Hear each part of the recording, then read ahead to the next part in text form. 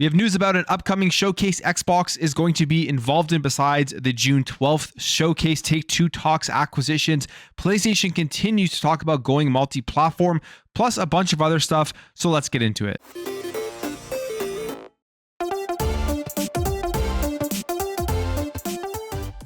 So Xbox has always been very big when it comes to the ID at Xbox showcases, showing off tons of different indie games, announcing a lot of games coming over to Xbox Game Pass day one. Some games generally are available right there to play after the announcement, or demos that you can check out from a bunch of the indie games that they have shown off. And they are now being involved in another indie showcase called Indie Live Expo 2022. Now, what makes this one interesting, what makes this one different than the previous ID at Xbox showcases, is that they're not hosting it or anything, but it is a Japanese indie showcase, and they are going to be highly involved with this event. Now, the event's going to be on May 21st and May 22nd, and it says here, join us for a weekend for the next Indie Live Expo, where we'll showcase a great batch of indie games for fans worldwide.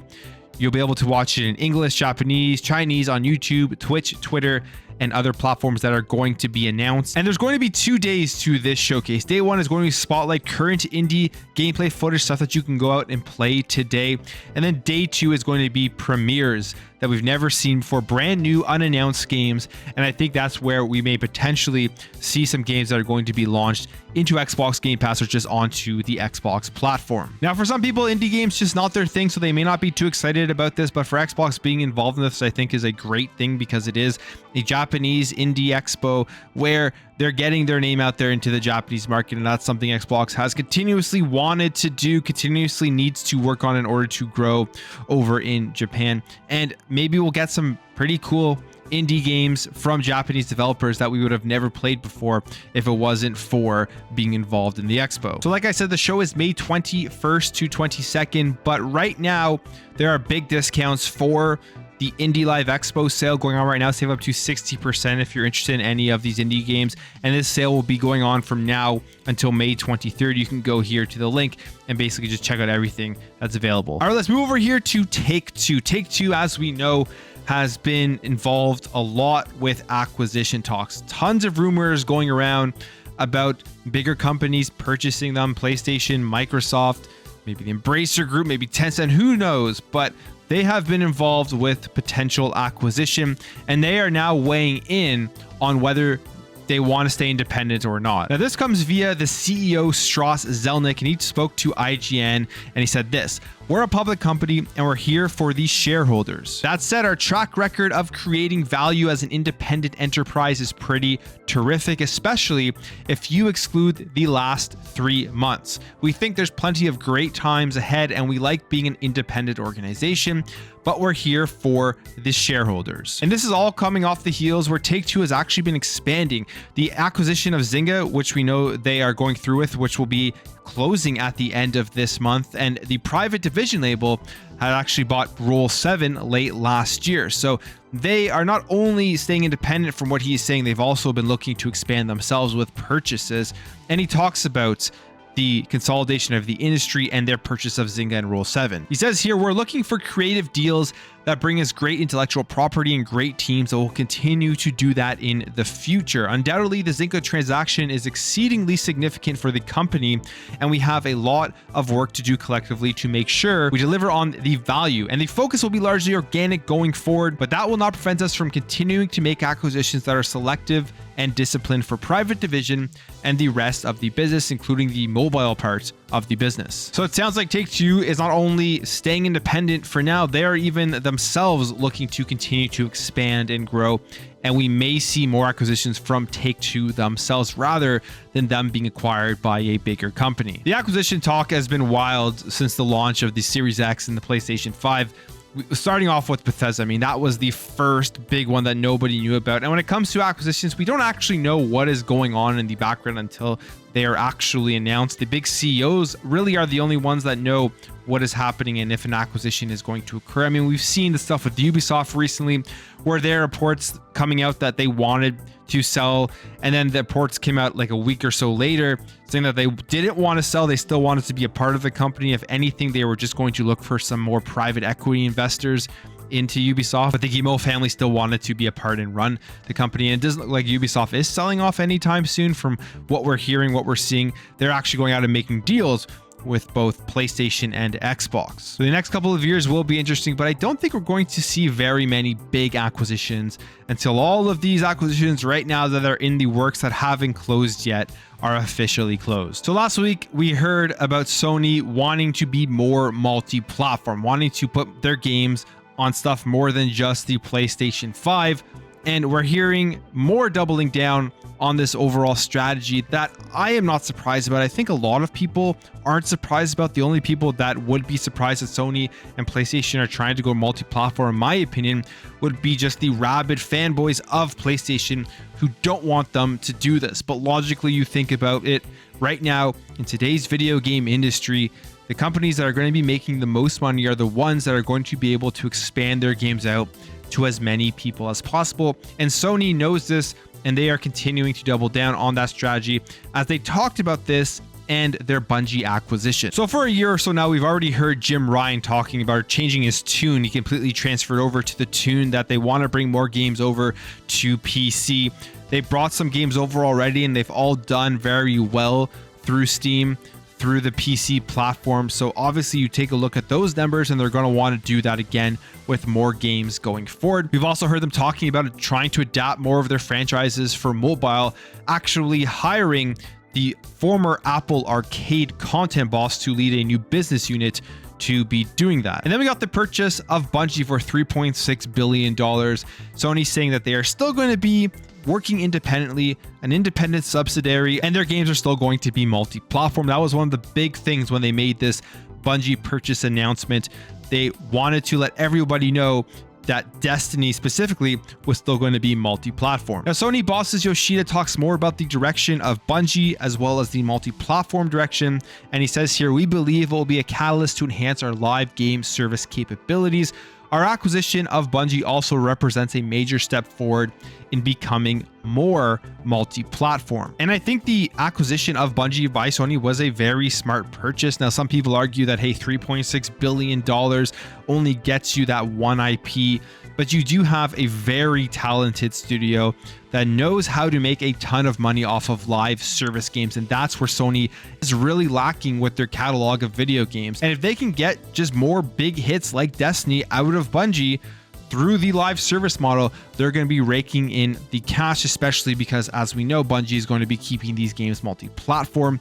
And they're going to be able to grab money from people who play on PlayStation, play through their store, buy all their first-party exclusives, plus have this subsidiary that puts out the games as a service games, which is going to be able to capitalize on people playing across every other platform. So the multi-platform thing with Sony, like I said, I'm not very surprised that this is happening. I predicted that they were going to be doing this, and they are going to go down this road. What I'm very interested in seeing is, when is Sony going to really take that step away from what they do right now, which is solely locking their new first-party games to the PlayStation console?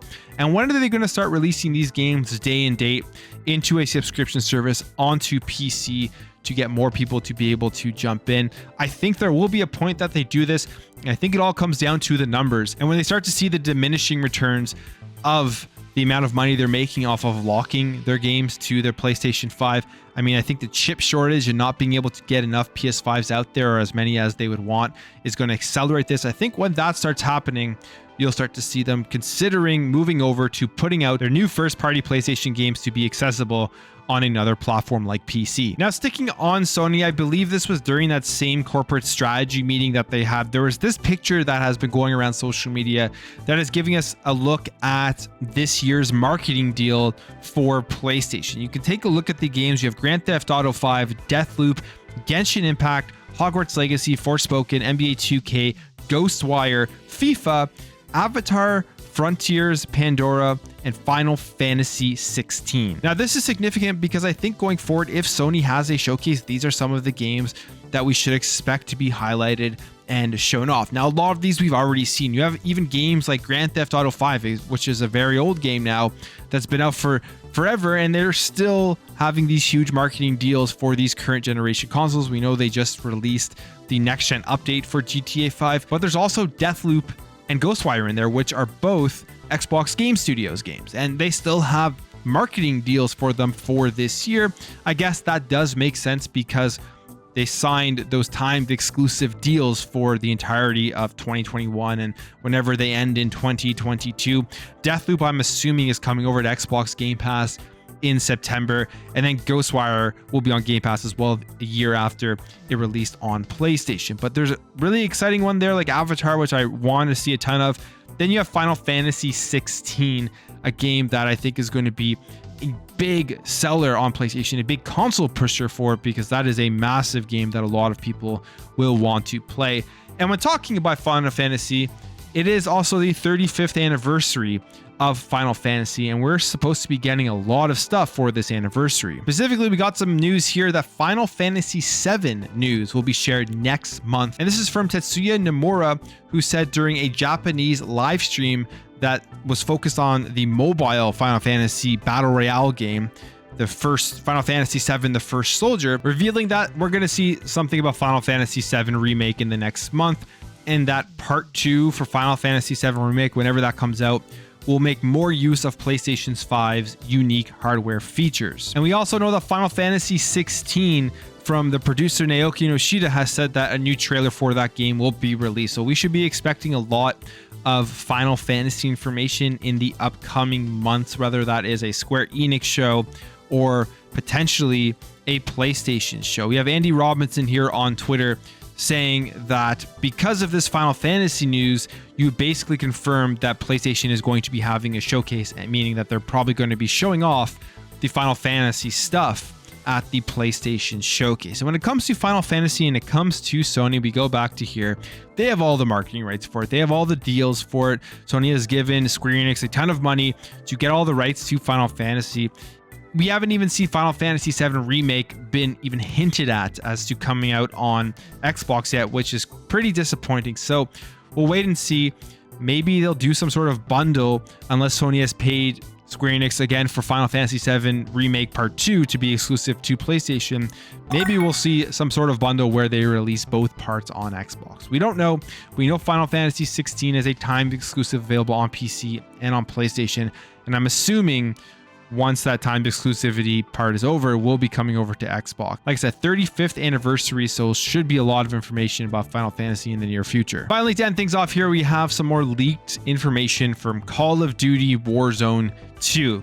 It's going to be the new big premier battle royale game when that gets released, and we know Modern Warfare 2 is going to be this upcoming Call of Duty game, which I'm actually really excited for. Probably the most excited I've been for a Call of Duty game in a long time. But we got some leaked information here from YouTubers Nero Cinema, as well as this being corroborated by insider Todd Henderson about what could be involved with Warzone 2. So apparently the next Warzone is going to be more like Black Ops 4's Blackout, the first battle royale game that came from Call of Duty. It says here that Warzone 2 will make it more challenging to acquire your loadout by placing them inside new points of interest called strongholds. Also, one of the biggest revamps that Warzone 2 is apparently going to have is how loadouts are handled. You're going to be able to purchase packages and then equip them with guns and gear. Specifically in Nero's video, he says there's going to be a number of them in terms of the point of interest. You infiltrate a building and do different things depending on the stronghold. Sometimes you have to defuse a bomb, kill AI, and then you'll have access to your loadout. So that's something that's kind of cool because it just means you're going to have more stuff to do as you're running through the map, rather than just looking out for other players or waiting for some action. That's my biggest thing with Battle Royale is maybe I just don't play them right, but I get bored waiting around and not really doing anything. I'm assuming I'm just not playing right. There's always stuff you can do, but this will just give you more incentive with the points of interest. On top of that, there's also going to be a change in the armor. So armor is going to be requiring a satchel to be equipped rather than coming by default. And there will be a new inventory system where you can only fit so many weapons and equipment in your bag.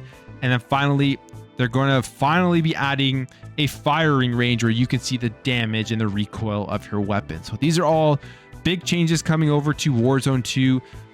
Apparently, I mean, it's not confirmed. This is a leak. If you're somebody who's looking forward to this, some information that could be pretty interesting. And with how big the first Warzone was, Warzone 2 is going to be even bigger. Modern Warfare 2 is going to be one of the biggest games, if not the biggest game released this year. Probably going to be the top seller like Call of Duty always is.